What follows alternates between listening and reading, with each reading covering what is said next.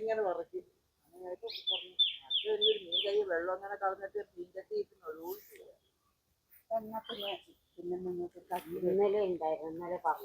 അമ്മച്ചിയെ അമ്മച്ചി ആ മഞ്ഞപ്പുല്ലില്ല കാട്ടുപുല്ല് അതൊന്നും ആയിട്ടില്ല, പോയിട്ടില്ല. ആ തെങ്ങ് പോയടത്തുള്ള ഇതൊക്കെ നെൽകൃഷി നടത്തിയ വയലായിരുന്നു കേട്ടോ ഞങ്ങളുടെ.